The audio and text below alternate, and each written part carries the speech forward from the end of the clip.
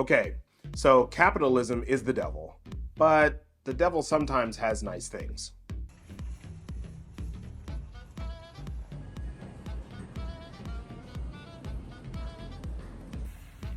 So I got my fish.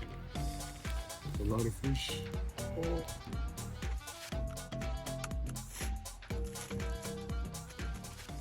So a few months ago, I told you going out and catching wild-caught lake trout was cheaper than buying it from my local co-op. I was wrong. So in today's episode, I'm going to show you how wrong I was by walking you through the process of buying wild-caught lake trout for a price you won't believe. So when I took a trip to Whole Foods, I decided to take a look at the fresh fish section. And lo and behold, I found lake trout, and I couldn't believe the price.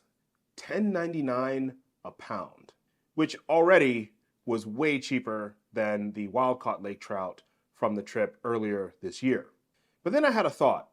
It's usually cheaper to buy the whole cuts than it is to buy the pieces of the animal that you want already processed. So I decided to ask the fishmongers at Whole Foods, do they sell whole lake trout? And the one who was working on the books looked up when he heard the question and pointed at me in excitement. So he had to go back and check the books to see if he could sell me a whole lake trout. And it turns out they could. And depending on the demand from customers, they're able to sell the fish whole. I was hoping that it would be cheaper, but I had no idea how much cheaper it was. They ended up selling me wild-caught, local, fresh lake trout for $5.99 a pound. $5.99 a pound. I couldn't believe it. So I was wrong about whether or not going out and catching the fish yourself is cheaper than buying it at the grocery store. But what a thing to be wrong about, right? All right, so I'm super excited. Just talked to the folks at Whole Foods. My lake trout has arrived. I'm gonna go pick up the whole thing, break it down for you. So the only catch with buying a whole fish is that you need to know how to process it. You need to know how to fillet it. But you're in luck because that's exactly what I'm going to do in the rest of this video. So let's go ahead and process these fish. All right, we're home. Let's take a look and see what we got. Things I'm looking for in this fish. It's to check for the freshness of it. You know, once again, 5-pound fish, $5.99 a pound, $30. So here we are. Yes, indeed. Things you're looking for in fish when you buy it. You want the color to be good. Biggest thing is you want to make sure that the eyeballs are clear and they're not cloudy. So as you can see here, the eyeballs of this fish are quite clear. Looks very fresh, but I'm just going to wipe the fish down. And this does look a little bit gruesome, but the best way to grip a fish to handle it is by the eyeballs. The eye sockets provide a really good hold. So another thing that's incredible about, buying whole cuts or whole animals is the fact that it's so much cheaper.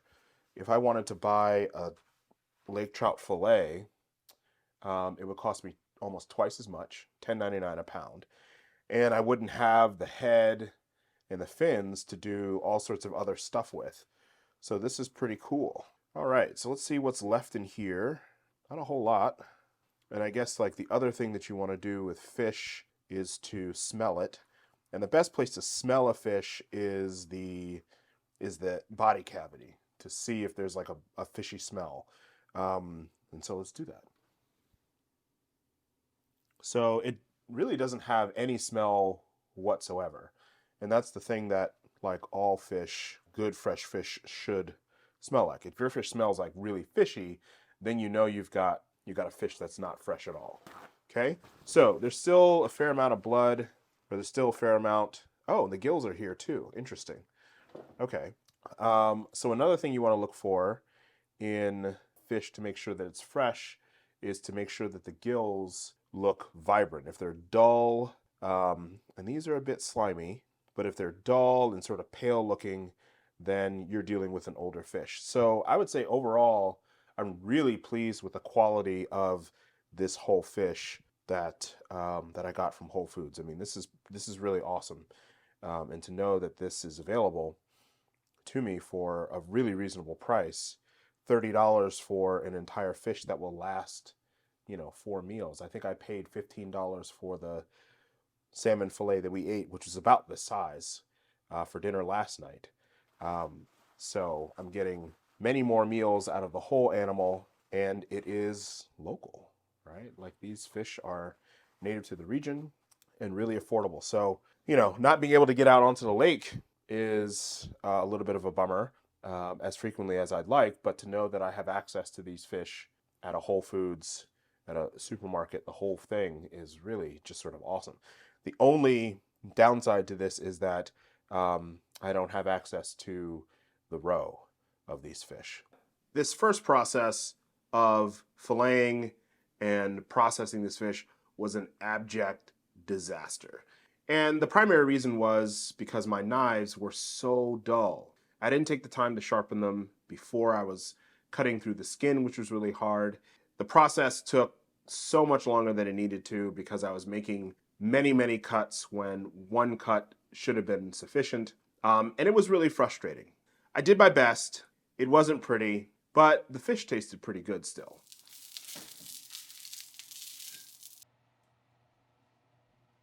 But if you're going to do this, if you're going to buy whole fish from the market, take it home and process it yourself, it's really important to make sure that you keep your knives super sharp.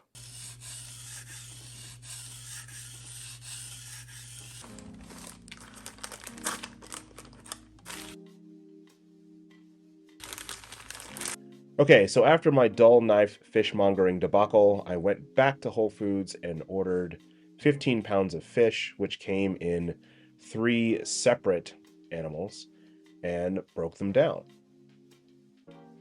I was really pleased to get the same quality of fish from Whole Foods. Same clear eyes, no fish smell, just really excellent. I like to start this process by removing the head of the fish.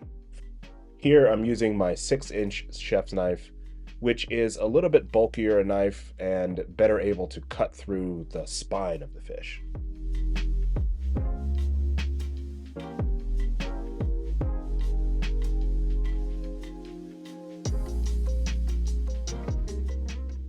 After the head is removed, I switch to my 8-inch chef's knife and make my first cut along the spine.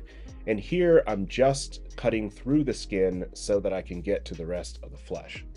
You can see that this knife is really sharp because I'm not putting a lot of pressure on it, and it's cutting through the skin kind of like butter. After cutting through the skin, the rest of the cuts in this process are about separating the flesh from the spine. It can be a little bit challenging finding the right space and the right depth to make an even cut, but this is something that just comes with practice. I'm getting better at it, but I'm still not exactly where I need to be.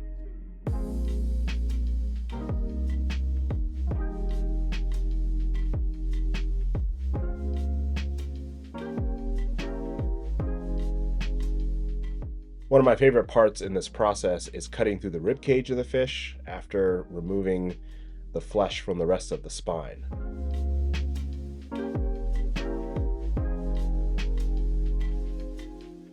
And the big reveal. You know you've done a good fillet job by the amount of flesh that's still left on the spine. And then you just flip the fish over and repeat on the opposite side.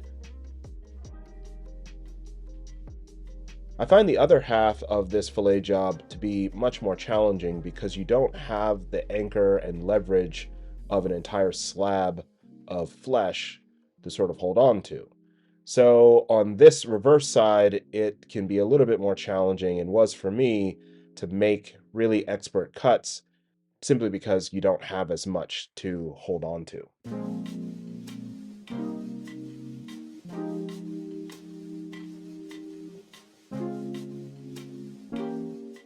So anytime you're trying to build a new skill, being able to do multiple repetitions is always going to be helpful. And in the case of getting good at filleting fish, If you're able to fillet several fish at the same time, you can really kind of tweak your technique from one fish to the next and maximize your learning within that time span. Filleting one fish and not doing it quite well the first time, and then having to wait, weeks or months before another opportunity to practice, doesn't build the skill as quickly. So I was really glad that I was able to get several fish, because I was able to practice from one to the next and really saw improvement by the third fish. So it's really important, if you're trying to learn this skill, to maybe buy a couple of fish at the same time and work on these skills.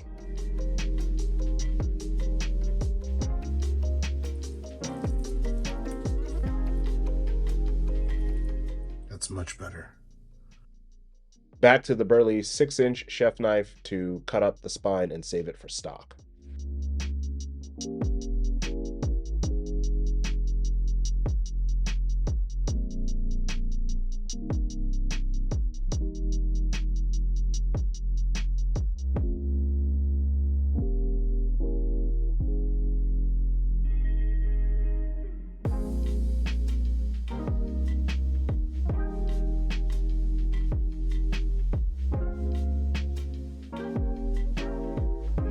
So where does this leave fishing trips to Lake Michigan or Lake Huron to catch lake trout? That's a good question.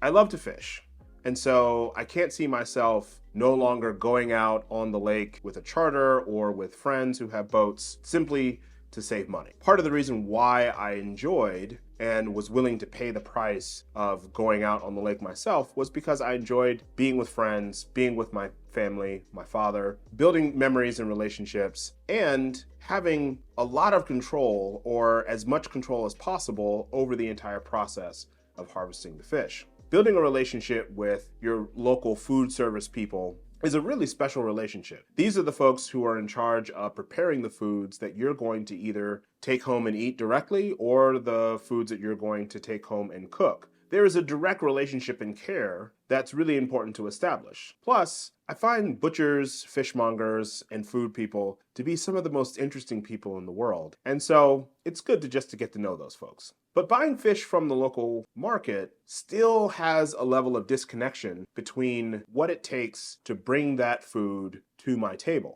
I know the fishmonger, I know myself, but I don't know the actual fisher people who are out there catching the fish. There it is. Yep. Yeah. Boop, boop. Boop, boop, boop. Hell yeah. That is just wild.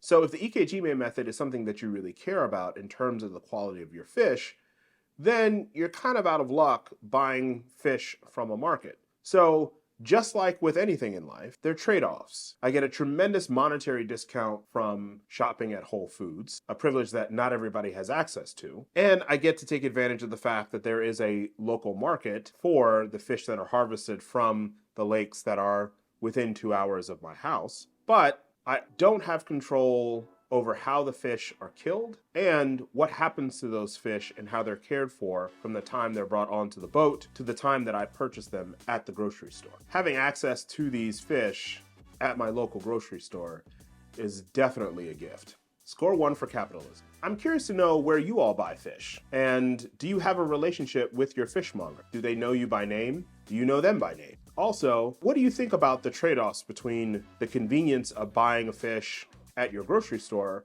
versus the care that you can apply when you're harvesting those animals yourself from the environment? Okay, thanks for watching. That's all I have for this episode, and I'll see you next time on